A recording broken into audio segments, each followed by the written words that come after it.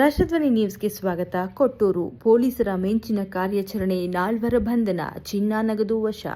ವಿಜಯನಗರ ಜಿಲ್ಲೆ ಕೊಟ್ಟೂರು ಪಟ್ಟಣದಲ್ಲಿ ಕಳ್ಳತನ ಪ್ರಕರಣಕ್ಕೆ ಸಂಬಂಧಿಸಿದಂತೆ ಪೊಲೀಸ್ ಠಾಣೆಯಲ್ಲಿ ದೂರು ದಾಖಲು ಮಾಡಲಾಗಿತ್ತು.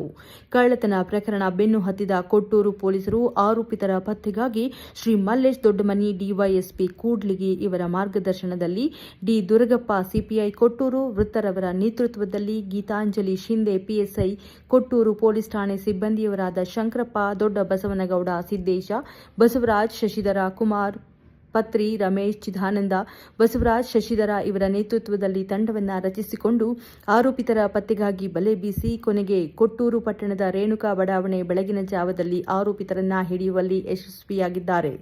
ಬಂಧಿತ ಆರೋಪಿಗಳಾದ ಬಲೂನ್ ವ್ಯಾಪಾರಿ ಮದನ್, ಬೆಲ್ದಾರ್ ಗಣೇಶ, ಬೆಲ್ದಾರ್ ಬಾಲಚಂದ್ರ, ಅಶೋಕ ಕೂಲಿ ಕಾರ್ಮಿಕ ಬಂಧಿತ ಆರೋಪಿಗಳಾಗಿದ್ದಾರೆ. ಇವರುಗಳು ಆಂಧ್ರಪ್ರದೇಶದ ಗುಂತಕಲ್ಲು ಮೂಲದವರು ಎಂದು ತಿಳಿದು ಬಂದಿದ್ದು, ಬಂಧಿತ ಆರೋಪಿಗಳಿಂದ ಸುಮಾರು 6 ಲಕ್ಷ ರೂಪಾಯಿ ಬೆಲೆ ಬಾಳುವ ಬಂಗಾರದ ಆಭರಣ ಮತ್ತು 20,000 ನಗದು ಹಣವನ್ನು ವಶಪಡಿಸಿಕೊಳ್ಳಲಾಗಿದೆ. ಘಟನೆಗೆ ಸಂಬಂಧಿಸಿದಂತೆ ವಿಜಯನಗರ ಐಪಿಎಸ್ ಅಧಿಕಾರಿ ಶ್ರೀಮತಿ ಎಸ್ ಜಾಹ್ನವಿರವರು, ಹೆಚ್ಚುವರಿ ಪೊಲೀಸ್ ಅಧೀಕ್ಷಕರು ವಿಜಯನಗರ ಜಿಲ್ಲೆ, ಹೆಚ್ಚುವರಿ ಪೊಲೀಸ್ ಅಧೀಕ್ಷಕರಾದ ಮಂಜುನಾಥ್ ರವರು ಕೊಟ್ಟೂರು ಪೊಲೀಸರ ಕಾರ್ಯಾಚರಣೆಗೆ ಪ್ರಶಂಸೆ ವ್ಯಕ್ತಪಡಿಸಿದ್ದಾರೆ. ಕ್ಷಣ ಕ್ಷಣ ಸುದ್ದಿಗಾಗಿ ವೀಕ್ಷಿಸಿ ರಾಷ್ಟ್ರಧ್ವನಿ ನ್ಯೂಸ್ ಕನ್ನಡ.